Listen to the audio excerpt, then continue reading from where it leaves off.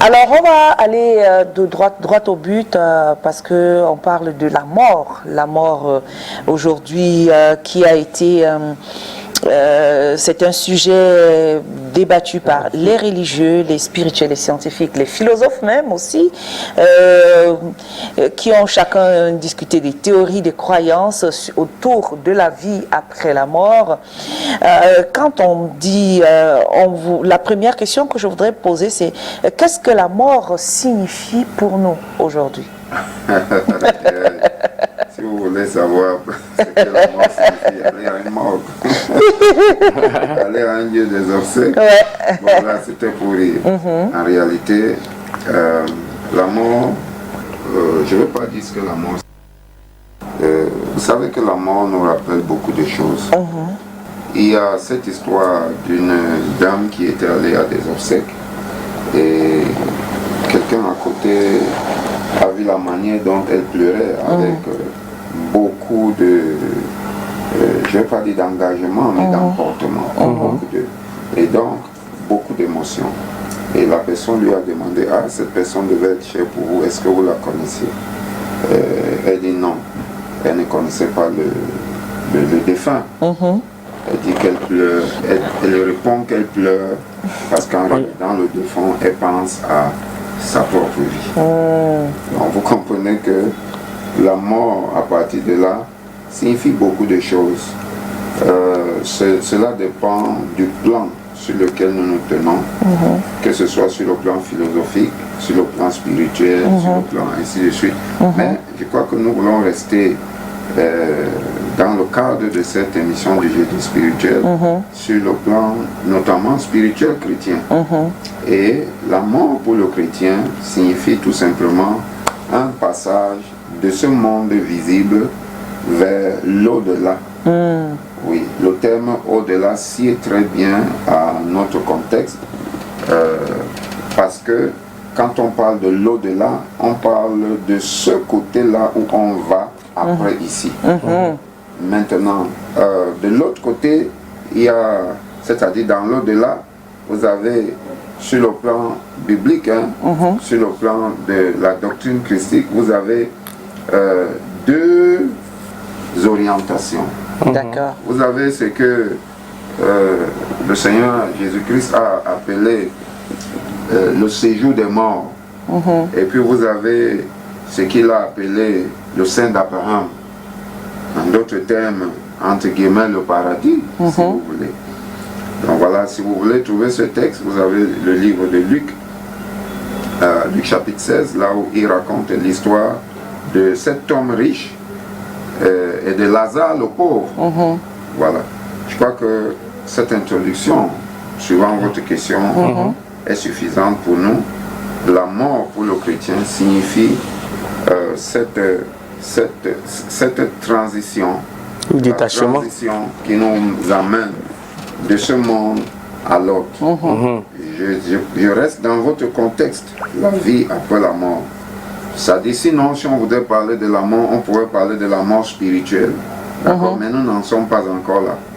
Nous parlons du fait que le corps que nous portons devient inerte. Il est cliniquement constaté que le cœur ne bat plus, les organes ne fonctionnent plus et que nous ne sommes plus dans ce corps. C'est ce qu'on appelle la mort, selon votre thème. Donc, c'est ce que je pense. D'accord, de cette mort-là.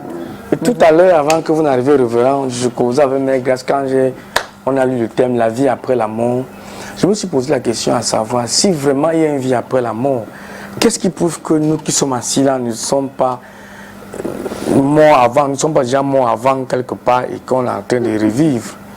Donc je me posais la question et du coup je faisais parce que nous sommes au quartier de temps en temps, il y a des gens qui nous accostent. Il y a un monsieur qui nous accostait un jour, il dit qu'il est astrologue, que lui croit que l'homme a 12 vies. Il s'est basé des signes du zodiaque, que quand tu nais, il y a les béliers, après tu meurs, tu reviens taureau, quand tu meurs, tu reviens. Est-ce que ça n'a pas aussi un sens, révérend Dédié? Vous m'appelez révérend parce que c'est comme ça qu'on a choisi de m'appeler. Je voudrais tout simplement dire que je me tiens ici dans la posture d'un serviteur de Christ. Voilà. je ne suis pas ici en tant que quelqu'un, en tant qu'un philosophe. Je ne suis pas ici en tant qu'un sociologue. Même si on peut avoir fait un peu de sociologie. Je suis ici en tant que serviteur de Dieu, dans porte-parole du Dieu très haut. Alors, en tant que porte-parole, je ne porte pas ma parole. Donc, nous portons ici la parole de Christ. Donc, je ne veux pas rentrer dans ce que pensent les autres astrologues. Voilà. Sinon, on ne finira pas cette émission de sitôt. Même dans un an, on n'en finira pas. Donc, restons dans ce que le Christ a enseigné, puisque nous sommes chrétiens. Restons dans ce que le Christ a enseigné. Le Christ ne nous a pas enseigné que l'homme a 12 vies. Vous êtes là probablement dans le symbole ou dans le concept de la réincarnation que développe le bouddhisme et bon, d'autres encore. Mais le chrétien pense que selon la parole de Dieu, selon ce que le Christ a enseigné, selon ce que les saints apôtres nous ont laissé comme enseignement qu'ils ont également reçu de Christ, nous savons dans Hébreux chapitre 9 verset 27 que il est donné à l'homme de mourir une fois, aux hommes de mourir une fois, après quoi vient le jugement. Il est donné à l'homme ou aux hommes, comme il est donné aux hommes de mourir une fois, après quoi vient le jugement. Qu'est-ce que cela signifie? Cela signifie que nous qui sommes ici sur le plateau, en tant que chrétien que je suis convaincu que ce que Dieu a dit est vrai. Je ne peux pas commencer à m'embarrasser d'une possibilité d'avoir vécu une vie dont j'ignore même l'existence ou les tenants. Vous voyez, ça complique la vie. Limitons-nous à ce que nous avons. Vous savez que vous êtes né à Garoua, à Tchan, à je sais pas où, à Fumban, à Dizangué, je sais pas où, et que vous avez vécu avec vos parents. Vous voyez, et vous êtes arrivé à l'âge adulte, vous avez décidé de prendre des décisions par vous-même, vous êtes là où vous êtes aujourd'hui. Et puis après tout cela, vous allez partir d'ici. Parce que pendant votre séjour sur terre, vous avez vu les gens partir, tour à tour. Vous avez les uns et les autres partir. Vous comprenez? Donc vous savez que vous allez partir un jour ou l'autre. Et limitons-nous, si vous permettez, limitons-nous à cette vérité fondamentale qui est expérimentale. Nous voyons tous les jours les gens qui sont partis. Personne ne nous a jamais dit que, voilà, à l'époque j'étais un chien, ou bien j'ai vécu comme un lion, ou si vous voulez avec vos signes zodiaques, moi je ne crois pas. Et donc, aujourd'hui je suis vierge, parce que je suis né en septembre et je ne sais pas quoi. Non. Ils sont allés jusqu'à dire même que Jésus-Christ était poisson, le dernier signe du zodiaque. Bon, en revenant maintenant dans la posture. Terminé oui, j'ai répondu. Parce que oui, il a répondu à la question. Oui, voilà. Bon, s'il fallait dire, existe-t-il des preuves de l'existence d'une vie après la mort? Oui, Mireille. Vous savez, cette question est fondamentale. Tout à l'heure, je disais à Calvino qu'il n'y a personne qui nous a jamais dit un jour qu'il était à l'époque du signe taureau. Aujourd'hui, il est du signe lion. Personne ne nous l'a jamais dit. Personne ne nous a jamais dit j'étais à l'époque mille pattes. Aujourd'hui, je suis de serpent. Bon. On connaît des serpents que ceux qui sortent la nuit. Qui ont cette double nature-là. Donc, qu'est-ce que nous voulons dire par là, Mireille, à la suite de votre question? Ce que nous voulons dire, c'est que par contre, nous avons plusieurs expériences, qu'elles soient cliniques, c'est-à-dire d'ordre scientifique, ou bien qu'elles soient d'ordre expérimental, empirique humaine, c'est-à-dire que dans la vie quotidienne, ou alors dans le domaine purement religieux. Vous avez des gens, vous avez des témoignages, des personnes qui vous disent qu'elles ont été déjà dans l'au-delà et Dieu les a ramenées.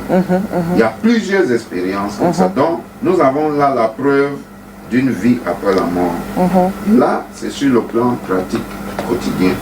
Et mais dans les Saintes Écritures, je venais de citer le texte de Luc chapitre 16, où Jésus-Christ parle de cet homme riche qui a vécu dans l'opulence, dans tout ce qu'il avait, qui était dans l'abondance. Et puis, voilà, il est parti. Lazare avait également vécu auprès de lui et lui aussi s'en est allé. Les deux se sont retrouvés dans l'au-delà. Alors, l'un s'est retrouvé dans le séjour des morts, l'autre s'est retrouvé dans le sein d'Abraham. En l'occurrence, Lazare. Alors l'homme riche demande, écoutons bien cette histoire puisqu'on ne va pas la lire. L'homme riche demande à Abraham d'envoyer Lazare, Lazare le pauvre, tremper son doigt dans de l'eau pour lui faire tomber une goutte sur la langue parce qu'il souffre cruellement, atrocement. Il est dans les tourments. Alors, Abraham de lui répondre que mais ça ne se passe pas comme ça. Quand toi tu étais sur la terre, tu as profité de tous tes biens, tu n'as même pas pensé à Lazare. Aujourd'hui, tu te retrouves ici, tu vas devoir subir la peine de tes actes que tu as posés sur la terre parce que tu n'as pas choisi le bon chemin. Voilà, ça c'est Jésus qui raconte cette histoire. Et ensuite, Jésus dit que ce monsieur a demandé à Abraham la possibilité d'envoyer encore Lazare vers ses frères sur la terre. Écoutez bien. Pour leur dire que il ne faut pas qu'il vienne dans ce lieu, qu'il fasse tout pour vivre une vie qui va ressembler à celle que Dieu demande afin de ne pas se retrouver dans le lieu de tourment. Voilà la réponse d'Abraham. Abraham lui dit, ils ont sur la terre la parole de Dieu. Donc, Moïse le prophète, ça c'est le symbole de la parole de Dieu. Moïse le prophète, les écrits saints.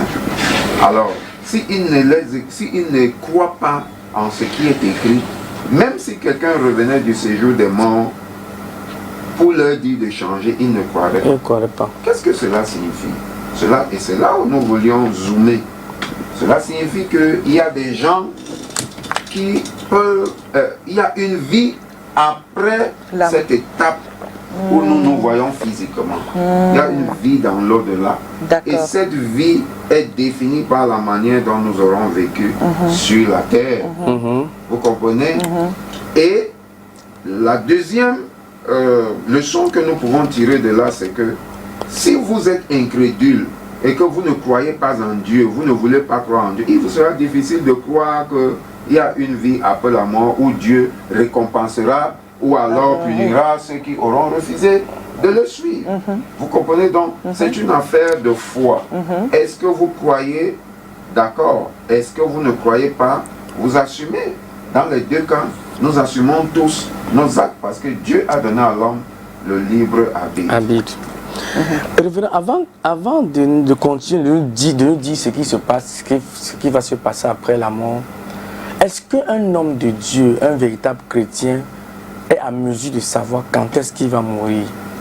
Parce que tout à l'heure j'en parlais avec mes gars, c'est-à-dire que quelqu'un m'avait soufflé que quand tu es vraiment non spirituel, tu es capable de dire que bon, je meurs à 70 ans, je meurs à 60 ans. Est-ce que c'est possible? Bon, vous dites deux choses dans votre question. Vous dites deux choses.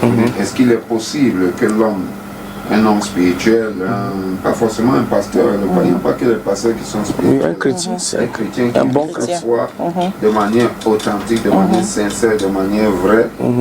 D'accord, vous demandez, est-ce qu'il y a une possibilité qu'il sache quand est-ce qu'il va mourir? Voilà. Ensuite, vous dites, est-ce qu'il est capable de déterminer, je vais mourir à 60 ans, ça c'est différent. Ah d'accord. Les deux sont différents. J'explique d'abord le premier cas. Les deux cas. Voilà, je sais. Donc, dans le premier cas, voici, je réponds tout de suite par l'affirmative. Il est possible, nous sommes dans le règne des possibilités, des probabilités. Il est possible qu'un individu sache, un chrétien sache quand est-ce qu'il va mourir. Non pas de manière unilatérale, par sa propre volonté, non. Il est possible que dans notre communion avec Dieu, quand nous sommes très proches de Dieu, Dieu peut nous dire de nous apprêter. Parce que nous allons bientôt partir. Il peut même nous dire à quelle période nous allons partir. Tout cela relève de son pouvoir discrétionnaire. Vous comprenez? Donc, il ne nous est pas en nous, il ne nous revient pas en nous décider, voilà, de déterminer que nous allons mourir à 60, à 70 ou à 80 ans. Cependant, un chrétien qui le dit peut être lui-même en train de délimiter sa durée de vie.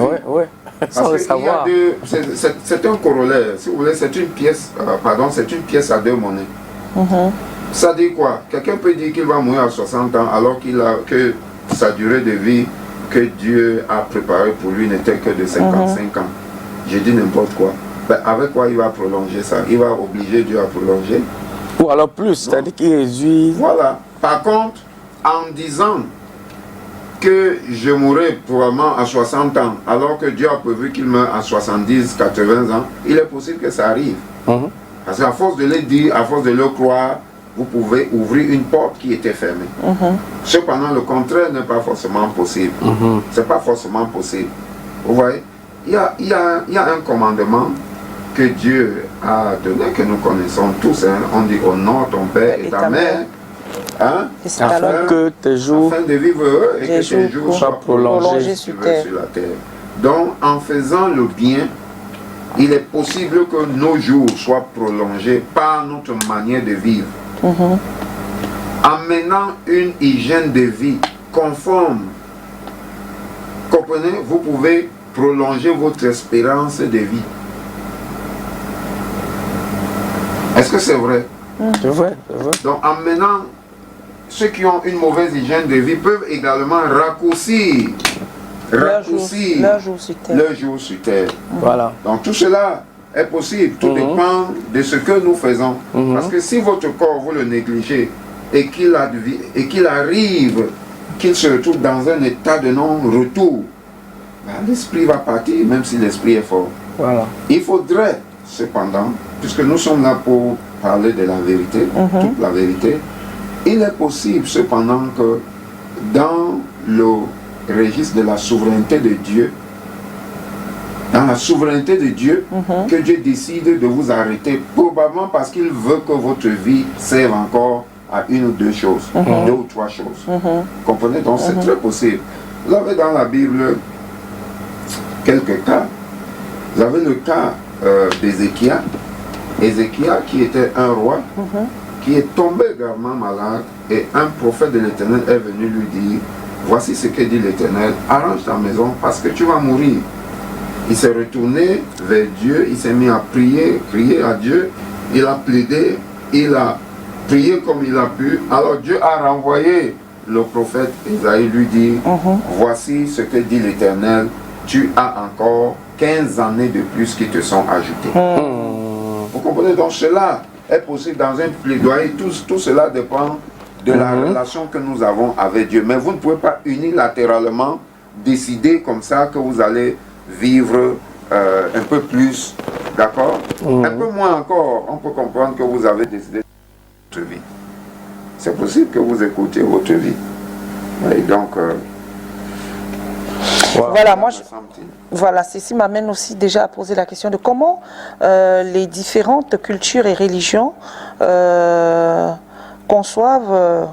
conçoivent-elles l'au-delà? Il y a un foisonnement d'idées. Écoutez, il y a plusieurs conceptions. Je vous dirais encore, Mireille, que je voudrais rester sur la culture. Sur la culture chrétienne. Donc maintenant, quels sont donc les impacts psychologiques et émotionnels de la perte d'un être cher? Impact psychologique. Oui, Mireille, ces impacts sont nombreux. Vous savez, il y a des enfants qui, lorsqu'ils ont perdu leurs parents, ils deviennent fragiles. Il y a, pourquoi pas forcément des enfants, lorsqu'un individu perd un être cher, cela peut créer en lui un traumatisme. Je ne suis pas psychologue, mais cela peut créer un déchirement qui entame sa santé mentale, de telle sorte que la personne la personne pourrait se retrouver en train de vivre une vie qu'elle n'aurait pas eue si elle n'avait pas perdu cet être cher. Nous avons l'habitude de dire au peuple de Dieu, c'est à dessein que Dieu a choisi de dire qu'il est le père des orphelins et le défenseur des veuves. Parce que c'est deux couches de personnes qui ont grandement besoin de réconfort, de secours, d'assistance et qui sont vulnérables. Pourquoi? Parce que l'être qui les protégeait, qui les préservait, qui les encadrait, qui les dirigeait est parti. D'accord. Vous comprenez? Et donc, lorsqu'on perd un être cher, on est affecté au-dedans de nous-mêmes. On est fragilisé. On peut même perdre la raison. D'accord. Il y en a qui vont jusqu'à perdre la voix au point qu'ils se retrouvent en train de marcher comme ça dans la rue et quelque chose peut leur arriver. D'accord. Donc vous avez plusieurs, franchement, il y a plusieurs conséquences. Hein. Et les conséquences, comme vous avez dit, elles peuvent être psychologiques, elles peuvent être même spirituelles.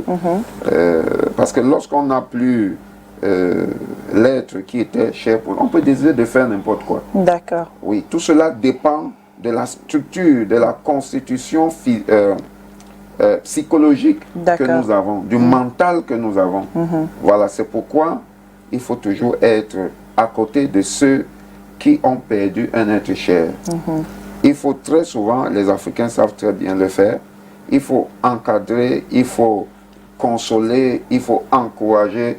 La présence seule autour d'une personne qui est endeuillée, la présence humaine aide beaucoup. En Afrique, aujourd'hui, les gens pensent souvent envoyer de l'argent parce qu'on devient un peu une société moderne, hein, comme en Europe, où ça devient très souvent difficile. Les gens sont occupés à une ou deux choses et ils ne peuvent plus offrir ce qu'on offrait auparavant assez facilement. Donc, la présence humaine est très importante. Elle est plus importante parfois que l'argent. L'argent a son rôle.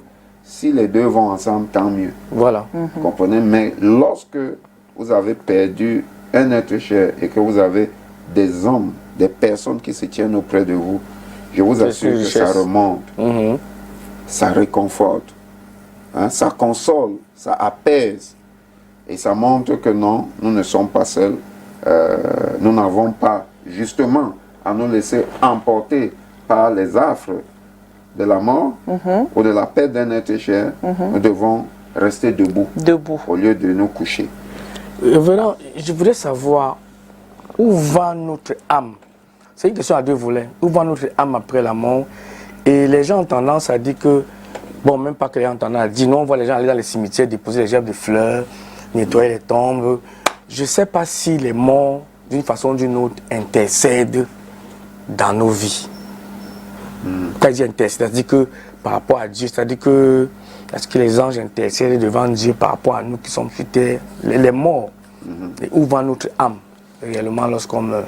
Je commence par la première question. Où va notre âme? Nous avons dit tantôt que l'au-delà est l'au-delà est structuré ou alors divisé en deux.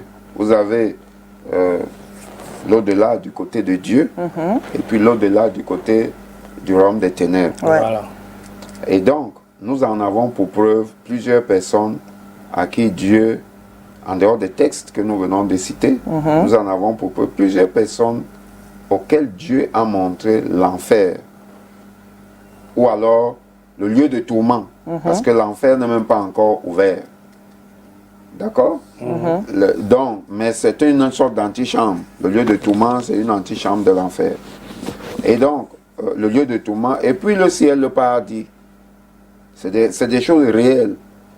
Et donc, où va donc notre âme après la mort, Calvino?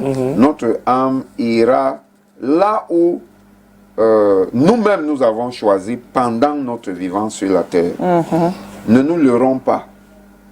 Notre âme ira soit avec Dieu, soit avec l'ennemi, soit avec le diable, n'ayons pas peur de le dire, en fonction de la manière dont nous aurons vécu notre vie sur la terre. Que dis-je? En fonction des choix que nous faisons au quotidien. Les 2 dernières semaines, vous nous avez proposé un thème sur la repentance. Vous comprenez? Si nous vivons une vie avec des oreilles bouchées, nous vivons une vie dans un tintement à tue-tête, on ferme les oreilles, on ne veut rien entendre de ce que Dieu dit. Voilà. Mais expliquez-moi comment vous allez dire à une telle personne que ton âme repose en paix. Expliquez-moi. Écoutez, nous avons l'habitude de dire ceci.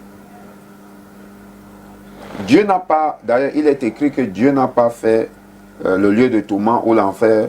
Dieu n'a pas fait l'enfer pour les hommes. Il a fait pour punir le diable. Mais iront dans ce lieu tous ceux qui auront refusé de recevoir la grâce de Dieu. La grâce de Dieu, c'est-à-dire le don gratuit que Dieu donne aux hommes qui acceptent de croire qu'il veut leur donner ce don pour les sauver de la damnation éternelle. Voilà. Donc voilà, où va notre âme après la mort? Notre âme ira soit auprès de Dieu, soit à la damnation éternelle. En fonction du corps. En fonction de la vie que nous aurons choisi de mener. Permettez-moi de zoomer davantage. En fonction de ce que nous aurons reconnu Jésus comme notre Seigneur et Sauveur, celui dont le sang lave nos péchés, et que nous l'aurons suivi. Sinon, nous risquons d'être très déçus. D'accord? Donc, maintenant, vous demandez, dans ces cimetières où on va déposer les gerbes de fleurs, est-ce que les morts intercèdent pour nous? Écoutez, Calvino, nous avons dit tantôt que nous annonçons ici la parole de Christ, pas les dogmes que nous avons nous-mêmes établis, pas une sorte de syncrétisme religieux, c'est-à-dire un mélange des cultures, des traditions mondaines, ancestrales, avec un peu de foi. Non. Écoutez, nulle part dans la Bible, vous ne verrez le Christ ou un apôtre demander aux gens de prier les morts. Ou alors, la seule possibilité même d'avoir un mort qui prie pour les siens sur la terre. Nous venons de lire, la Bible est très riche, nous venons de lire, je viens de citer, de raconter, paraphraser, l'histoire de l'homme riche. Abraham lui a dit, même si quelqu'un partait d'ici pour aller dire à ceux qui sont sur la terre, comme tu le demandes, il a demandé qu'on envoie quelqu'un dire à ses frères de régulariser leur vie, de se repentir. Abraham lui a dit qu'ils ont la parole de Dieu là-bas, sur la terre. S'ils ne croient pas en la parole de Dieu, même si quelqu'un vient d'ici, comme tu demandes qu'on en envoie un, ils ne croiront pas. Et c'est ça la réalité aujourd'hui, M. Calvino. Oui.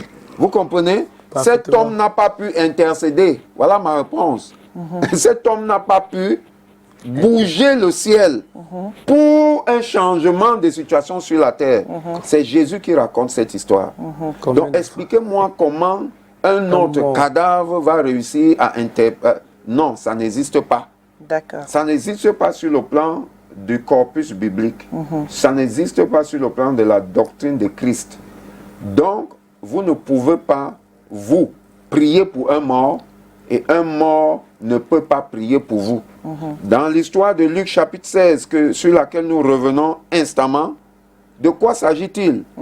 Imaginez-vous sur la terre que ces 5 frères étaient en train de prier pour le changement de sa situation là où il était.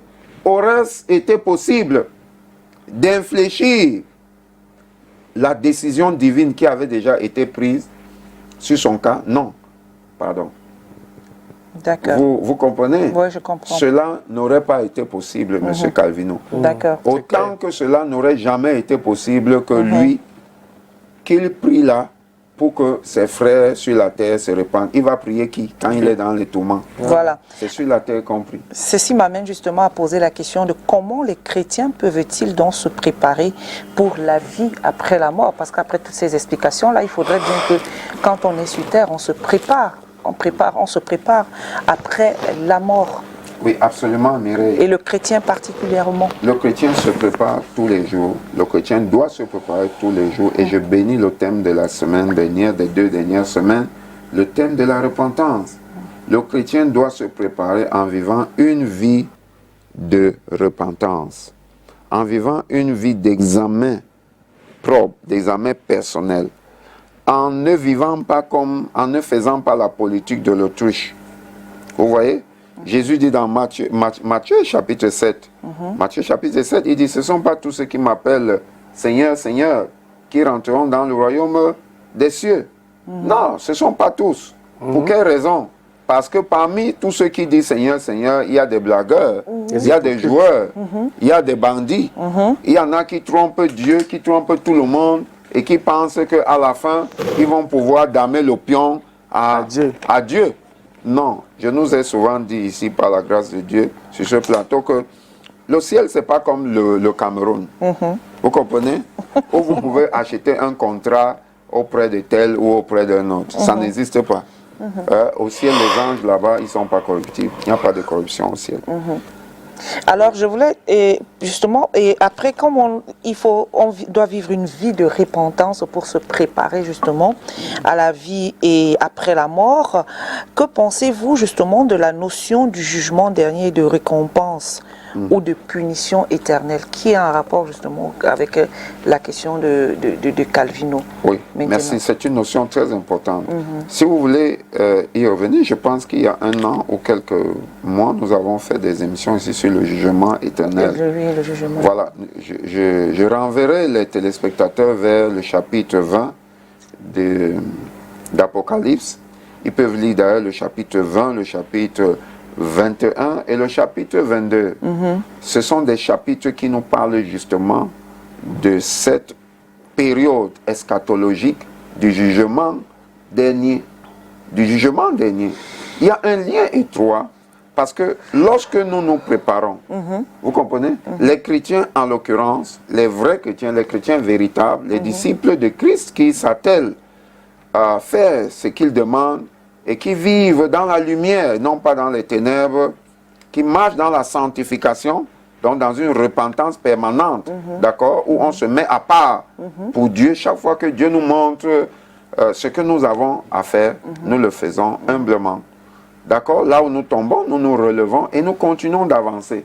Nous ne tombons pas pour rester sur place. Voilà. Et donc, celui qui vit ainsi, il sera... Voilà votre question. Il sera récompensé. Il est écrit dans Hébreux chapitre 11, verset 6. Il est écrit clairement que sans la foi, il est impossible d'être agréable à Dieu. Car il faut que celui qui s'approche de Dieu croit qu'il existe et qu'il est celui qui récompense, le rémunérateur de ceux-là qui le cherchent d'un cœur pur ou alors de manière diligente. Vous comprenez? Donc Dieu récompense ceux qui s'attellent à le suivre. Et il récompensera donc les chrétiens après la seconde résurrection. Il récompensera tous les chrétiens en leur attribuant, si vous voulez, des couronnes. D'accord? Des prix, une sorte de prix. C'est cela qui sera la récompense des chrétiens. Cette récompense, elle est...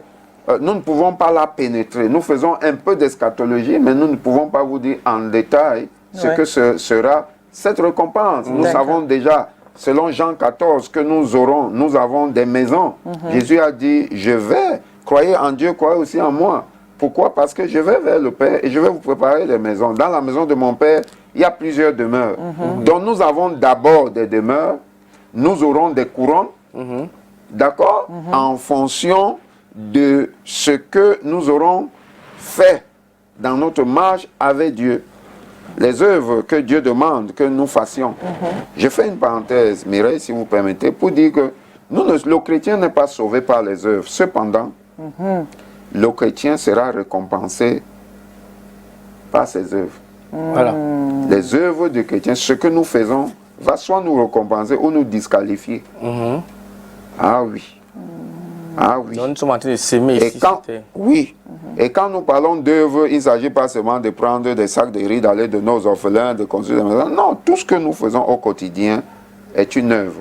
Est-ce qu'elle est bonne? Est-ce qu'elle est mauvaise? Est-ce que c'est une œuvre morte? Est-ce que c'est une œuvre de vie? Tout cela est très important. Et donc, au jugement dernier, pendant que les uns seront considérés comme des boucs, Jésus dit justement dans Matthieu 7, il dit qu'il dira à la fin, il mettra les boucs à sa gauche et les brebis à sa droite. Hein? Il a dit plusieurs fois, entre dans la joie de ton maître, toi bon et fidèle serviteur. Donc, quand nous servons Dieu, quand nous marchons avec le Seigneur, après la mort, nous serons récompensés. Il y aura un jugement. Pour les chrétiens, ce ne sera pas un jugement pour des sentences punitives, mais ce sera un jugement pour leur attribuer des récompenses. C'est ce que disent les Saintes Écritures. Amen. Alors que les autres seront envoyés à leur lieu de tourment. D'accord? Oui, c'est très chaud, Mireille. Voilà pourquoi la Bible dit que nous devons travailler. L'apôtre Paul, il dit nous devons travailler à notre salut avec crainte et tremblement. Travailler à notre salut, cela ne veut pas dire que nous devons aller piocher des terres latéritiques, des terres rocheuses, marcher à genoux, faire le chemin de croix, souffrir, s'écorcher les genoux. Non, cela n'a rien à voir avec ça. Travailler avec crainte et tremblement à son salut, cela signifie que le salut que Dieu nous a donné, nous devons le travailler pour le maintenir avec crainte et tremblement, le garder jusqu'à ce que le Christ revienne, ou alors jusqu'à ce que nous partions d'ici. Voilà ce que c'est travailler avec crainte et tremblement à son salut. Parce que le salut nous est déjà donné. Nous ne travaillons pas pour obtenir le salut, non. Nous ne travaillons pas pour obtenir, un peu comme quelqu'un travaille pour avoir un salaire. Et puis il va avoir un salaire à la fin. Vous comprenez? Non. Nous travaillons, nous avons déjà le salaire. Nous travaillons pour maintenir ce salaire, pour le garder. C'est un peu comme vous avez ici des contrats. C'est l'inverse. Vérité. Oui, vous avez des contrats ici. D'accord. Donc, dans votre contrat, vous travaillez, vous êtes là, vous venez, vous êtes sûr que votre salaire va arriver, ça, c'est pas un souci. Mais vous devez vous atteler à bien faire votre travail. Vous voyez un peu? Quand vous faites bien votre travail, vous êtes compétent, vous maintenez une bonne ambiance de travail. Cela vous permet de jouir. J'ai une autre question. Une question d'un téléspectateur qui dit, y a-t-il la vie après la mort? Oui, tout simplement. Il y a la vie après la mort. Maintenant, cette vie, nous ne l'avons pas décrite, hein? Oui, il y a une vie après la mort. Notez ceci, chers téléspectateurs. L'être humain est immortel. Si vous voulez comprendre la réponse à cette question, l'être humain est immortel. L'être humain est éternel. Cela signifie que quand on vous... Et l'être humain est tripartite, esprit, âme et corps. Quand on vous ôte le corps, l'esprit continue de vivre. Donc, et là, on va rendre compte à Dieu, tout simplement. On ne devait même pas pleurer quand quelqu'un meurt. On pleure parce qu'il y a la séparation. Il y a la séparation aussi. Hein, vous comprenez? Il y a la séparation. On pleure, il y a la séparation. Je suis endeuillé, Mireille. Et j'ai perdu celle qui m'appelait son petit mari, l'épouse à mon grand frère, qui était ma seconde mère, parce que c'est depuis 9 ans que j'ai été avec elle. Celle qu'on appelait affectueusement Mater Nums. Donc, Maman Noumana. Elle est décédée jeudi dernier. Après l'émission, j'ai reçu cette nouvelle. Et lundi, j'ai reçu également la nouvelle d'une belle tante à Londres, Isabelle Frey, qui est décédée. Donc, quand on est attaché, oui, il y a quelque chose qui se passe. Oui, cette déchirure-là. Mais je voudrais profiter avant le vote propre. Parfois, tu arrives dans les levées du corps, le corps est couché là. Les gens viennent commencer les commentaires. Maman, le type là, vraiment, il est finalement mort, la méchanceté de ça. L'autre dit qu'il était gentil. Je veux savoir, lorsqu'on parle, son corps est couché là, est-ce qu'il entend ce qu'on dit, premièrement? Et deuxième volet maintenant, il y a des gens qui ils ont sémé sur terre que de mal. Ils font des mauvaises choses, ils arnaquent, ils explosent, ils tuent. Quand il sent qu'il va mourir, il va se confesser pour laver les péchés. Est-ce que cette confession-là est valable et valide? Donc, c'est deux questions. Oui, je comprends bien, Calvino. À la première question, nous allons dire qu'il y a des morts qui entendent ce que nous disons. Ah bon? Oui, il y a des morts qui entendent. Tout dépend de plusieurs paramètres. Vraiment, il y a plusieurs paramètres, il y a plusieurs réalités spirituelles. Je commence par le premier cas. Il y a des gens qu'on vend. Vous savez, la sorcellerie fait des choses dangereuses. Il y a des gens qu'on vend de manière mystique. Comme on dit, on les envoie devant pour aller travailler, femme là, le con, le machin et tout. Quelquefois, le mort est là, mais en fait, c'est pour vous qu'il est mort. Mais on est là dans une mise en scène spirituelle, où en réalité, le gars n'est pas mort. Il n'est pas mort. En réalité, sur le plan divin, il n'est pas mort. Mais il est son esprit et son âme, son corps même sont manipulés. De telle sorte que, pendant que vous amenez le cercueil, bon, il y a des cas comme ça, hein? Il y a des cas comme ça. Ceux qui ont la possibilité de voir sur le plan spirituel, parfois vous voyez un cortège et vous voyez le mort à côté de son propre cercueil qui marche avec les gens qui l'accompagnent. Mais ceci m'amène justement, il y a une histoire qui s'est déroulée du côté d'un monsieur qui témoigne. De l'Ouest, n'est-ce pas? Oui, qui disait que, non, à Yaoundé. Il y a aussi cette Yaoundé qui raconte que il a aperçu sa femme du côté de Mvan. Ah, d'accord. Il aperçoit sa femme du côté de Mvan. Et sa femme lui avait dit qu'elle partait, elle voyageait, elle partait voir son amie. Mais elle lui demande que tu fais quoi ici? Pour lui, elle lui a répondu calmement que non, elle est en train de... Elle allait voir sa copine, n'a pas vu sa copine, elle rentre. Et elle rentre tranquillement, il la met dans la voiture, il lui dit qu'on rentre à la maison. Elle entre dans la maison, il parle avec elle, c'était mi-figue, mi-raisin, elle ne parlait pas. Entre-temps, son grand frère l'appelle. Son grand frère l'appelle et lui dit « Viens ici à la morgue, on t'attend pour venir reconnaître le corps de ta femme. Je suis ici avec les enfants, ils sont morts. Pour reconnaître, elle est morte. » Et lui, il dit que « Mais elle est morte, comment je suis avec elle ici ?» Il passe le téléphone à la dame. Elle répond au téléphone. Ils arrivent maintenant à la maison. Il lui donne de l'argent pour qu'elle ait acheté quelques trucs, elle revient.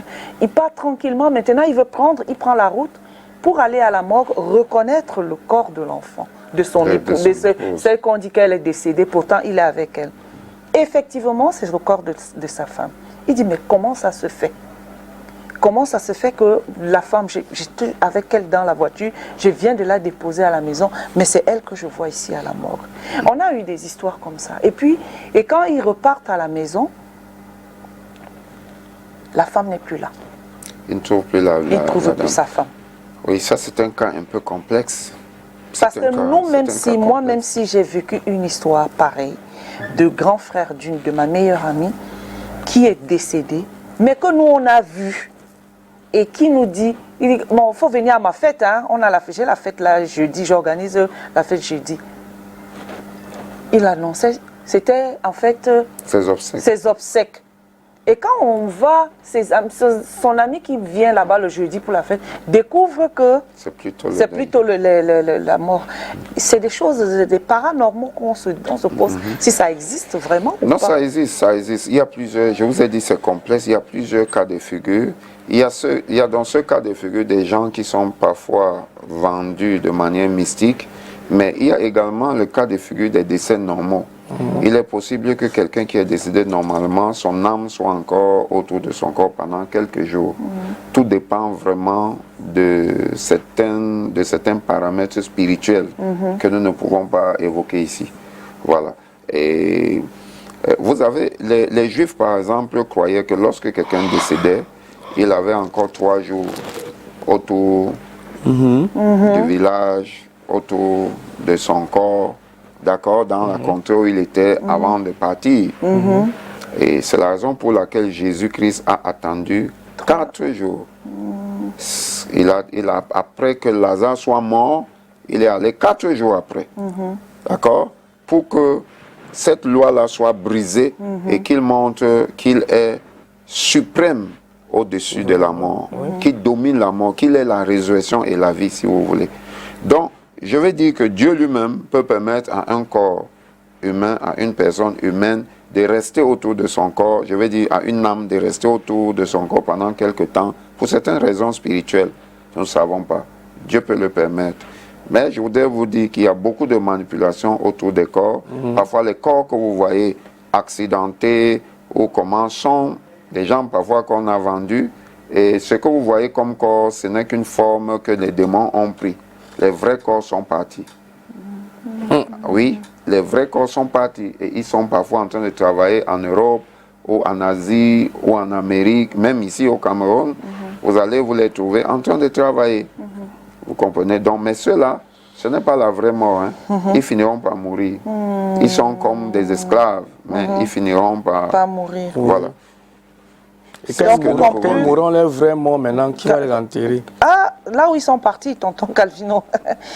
Quelle est donc l'importance, justement, on sort déjà, puisqu'il nous reste 2 minutes pour conclure, oui. Quelle est l'importance de la prière et de la communion avec Dieu pour les croyants qui cherchent à comprendre la vie après la mort? Mais les chrétiens le savent. Les chrétiens qui sont bien encadrés, bien enseignés, là où ils broutent une bonne herbe fraîche, de bon pâturage, ils savent que le chrétien doit prier et le chrétien doit être attaché à la parole de Dieu, les deux étant des éléments qui lui permettent d'avoir une intimité, une communion avec Dieu pour garder sa vie sur la trajectoire de la foi. Vous comprenez? La prière permet aux chrétiens de rester vivants sur le plan spirituel, de ne pas être indolent, de ne pas être assoupi, de ne pas être endormi. Vous connaissez l'histoire des vierges, des 10 vierges. Des 10 vierges, vous comprenez Matthieu chapitre 25, verset 1 à 13. Voilà, donc à un moment donné ou à un autre de notre vie chrétienne, nous ne pouvons nous passer de la prière. Cela est impossible. En fait, c'est un suicide. La prière permet aux chrétiens de rester vivants, de rester alertes, de même que la parole de Dieu et tout ce que nous faisons qui nous amène à communier avec Dieu. Et cela nous prépare indubitablement à la vie après la mort. Comme nous avons dit, c'est comme on fait son lit qu'on se couche. C'est sur la terre qu'on prend les décisions qu'on doit prendre pour se prémunir de ce qui pourrait être un danger quelconque dans l'au-delà pour notre âme. Donc il s'agit pour nous de vivre dans la repentance, de marcher dans la crainte de Dieu. Vous ne pouvez pas vivre tout cela si vous ne vous soumettez pas à Dieu. Puisqu'on se soumet à Dieu, puisqu'on accepte Dieu, puisqu'on reconnaît Dieu comme notre tout, et qu'on lui donne notre cœur, notre volonté, on lui soumet nos choix et nos décisions, il nous conduit pas à pas à une vie de détachement et de domination du péché. Donc voilà, toutes ces choses qui vont nous préparer à la vie. Ce message qui nous vient, même la Bible dit que les vivants n'ont rien avec les morts. Ça, c'est sûrement, c'était sur l'explication que vous avez. Absolument, sur les. On conclut en disant donc quoi? Oui. Pour les morts. Oui, Mireille, on conclut que votre thème est très riche et que les enjeux, c'est ou alors l'intérêt de ce thème, c'est d'amener le chrétien à avoir gardé d'abord la conscience qu'il y a une vie après la mort. Deuxièmement, à travailler dans la prière, dans le jeûne, à bâtir sa spiritualité, vous comprenez? Pour être qualifié par Dieu. C'est Dieu qui qualifie, ce n'est pas une église.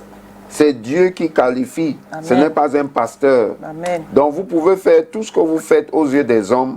Si Dieu vous disqualifie parce que ce qu'il voit de vous est autre chose que ce que vous présentez, ce sera très mauvais. Donc marchons dans la lumière comme le Christ lui-même est lumière, et une fois partis d'ici, nous irons le rejoindre là-haut, et ensuite la vie continuera. La vie continuera. Merci beaucoup, révérend Messina, qu'on retrouve sur sa page avec révérend Messina Simon. Et puis, il est du côté de Shanghai, ici à Deido. Et vous avez vu son contact pour pouvoir accéder à lui pour avoir un accompagnement spirituel, n'hésitez surtout pas à voir le révérend Messina. Nous arrivons qu'à la fin de cette émission sur la vie après la mort. Nous avons exploré les différentes perspectives de ce thème aussi, très intéressant, complexe et fascinant aussi en même temps. Hein?